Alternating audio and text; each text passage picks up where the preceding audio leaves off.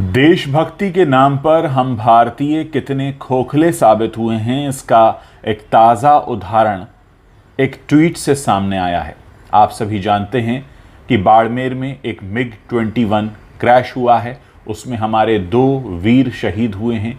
उन्हीं में से एक वीर 26 साल के अद्वितीय बल का परिवार इंडिगो की एक फ़्लाइट में बैठा हुआ था। दिल्ली से जोधपुर ये फ़्लाइट आ रही थी।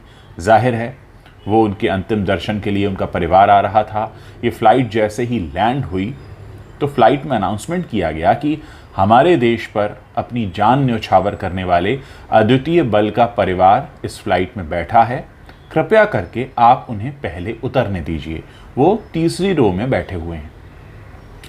लेकिन आपको जानकर हैरानी होगी कि वहाँ पर उस फ्लाइट में मौजूद जो लोग थे, जो पहली और दूसरी रो में बैठे हुए थे, उन्होंने इस पर अपना कोई ध्यान नहीं दिया और वो सीधे उसी तरह से उतरने लगे जैसे आपने देखा ही होगा। फ़्लाइट लैंड होती है तो हर कोई बस गेट से कूदकर उतरने को उतारू रहता है।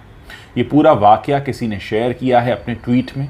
मैं आपको वो ट्वीट्स भी दिखा रहा हूँ और वाकई ये हम सब के लिए बेहद शर्म की बात है कि हम अपने देश पर जान न्यौछावर करने वाले एक शहीद के परिवार को इतना सा रिस्पेक्ट नहीं दे सकते कि हम उन्हें फ़्लाइट से पहले उतरने दें। उनके परिवार के बच्चे ने अपनी जान दे दी और हमारे पास इतना सा भी सब्र नहीं है। मैं चाहता हूँ ये वीडियो आप ज़्यादा से ज़्यादा शेयर करें ताकि उन लोगों तक ये वीडियो ज़रूर पहुँचे जिन्होंने ये सब किया। आप सोचिए, कुछ समय में 15 अगस्त आएगा, हम सब झंडा फहराएंगे, बड़ी बड़ी बातें करेंगे, दुनिया भर के देशभक्ति के गाने गाएंगे, लेकिन क्या असल देशभक्ति वही होती है? 15 अगस्त को झंडा फहराना और देशभक्ति के गाने गाना? क्या एक शहीद के परिवार को उचित सम्मान देकर आप अपनी देशभक्ति का इजहार नहीं कर सकते? अब बात करते हैं MiG-21 की। आप सभी जानते हैं कि 1963 में इसे हमारे वायुसेना में शामिल किया गया था और किसी भी फाइटर जेट की जो उम्र है वो 20 से 25 साल होती है। 1985 यानी 1985 में तो MiG बनने भी बंद हो गए। क्या आपको नहीं लगता कि 1985 के बाद से अब तक जितनी भी सरकारें आई हैं वो इन हादसों के लिए जिम्मेदार हैं? करीब 400 दुर्घटनाएं अब तक हो चुकी हैं। 200 से ज़्यादा हमारे वीर शहीद हो चुके हैं। इसमें 59 सिविलियंस की भी जान गई है। किसी भी नेताजी मंत्री जी को जब नया विमान, नई गाड़ी, नया बंगला, कोई नई मूर्ति, कोई नया स्मारक बनाना होता है तो पैसा आ जाता है, लेकिन हमारे देश की वायुसेना के लिए इनके पास पैसा नहीं है। आप सोचिए, 1985 से लगातार ये सब कुछ टलता जा रहा है। MiG-21 के कितने ही हादसे हुए, लेकिन किसी पॉलिटिकल पार्टी के कान पे जूं तक नहीं रेंगी, क्योंकि इसमें उनके परिवार का कोई शहीद नहीं हो रहा था।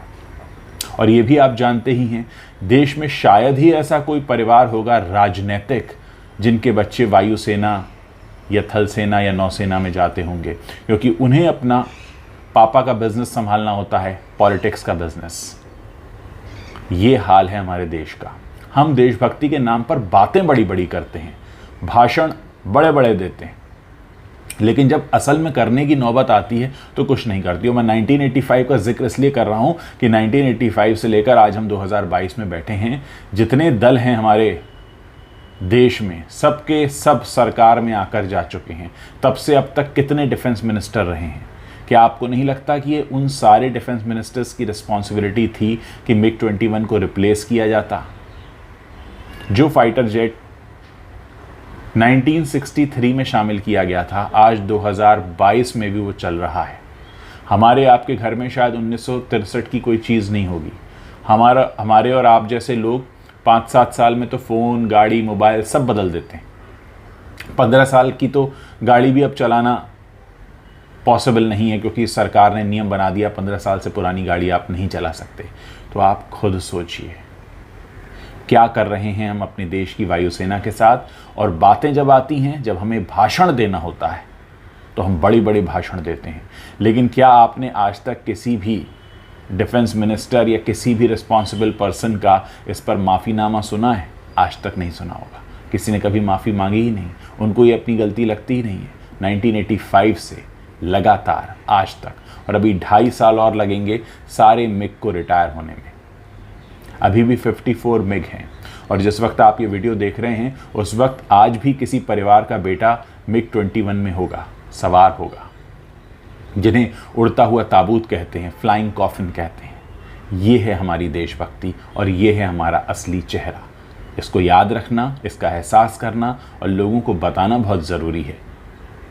मैं चाहता हूं कि आप इस वीडियो को शेयर करें और इसके नीचे अपने विचार भी प्रकट करें।